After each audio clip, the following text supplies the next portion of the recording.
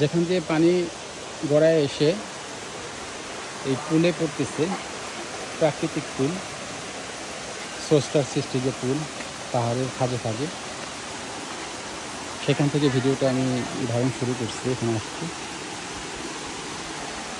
ওই সাইডে ওপারেও কিছুটা অংশ আছে। এই পুলে না নামলে এটার যে আনন্দ মজা, এটা বোঝার কোনো উপায় নাই। পানি স্টিম,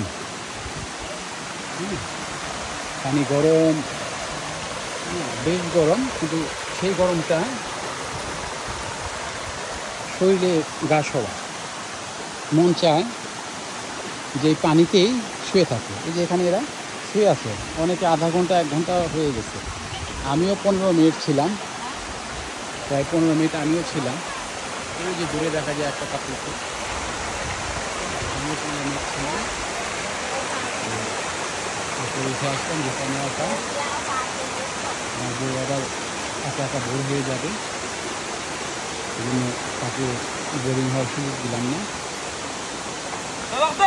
সে নামলে আরও বেশি মজা লাগতো, কিন্তু সে নামবে না। মাঝে মাঝে বিভিন্ন পোকামাকড় চোখে পড়ে উপরে, যেহেতু এটা জঙ্গলের ভিতর এবং পাহাড়ি এলাকা, পোকামাকড় প্রাকৃতিক পরিবেশে থাকবে, এটুকু স্বাভাবিক। জিনিসটা মূলত হচ্ছে পানি আসতেছে এবং পাহাড়ের খাঁজে খাঁজে কিছু খাঁজ আছে হাউজের মতো, যেগুলি পুলে রূপান্তর হয়ে যাচ্ছে, পুলের মতো পাথর, সলিড পাথর। খুব সাবধানে নামতে হয়। খাঁজে খাঁজে নেমে একটা ফল, ঠিক আছে, একটা ফল জলপোকা, ওখানে ওই যে খাবার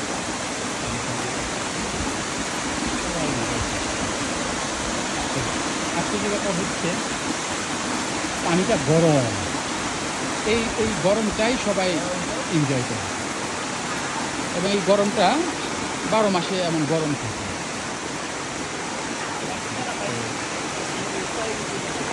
এখানে আসার আগে আমরা এমারেল্ড পুল ঘুরে আসছি।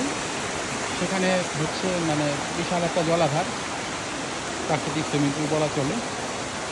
এটা আবার তার থেকে আলাদা, এটা পাহাড়ের খাঁজে খাঁজে প্রাকৃতিকভাবে হাউজের মতো সৃষ্টি হয়ে গেছে,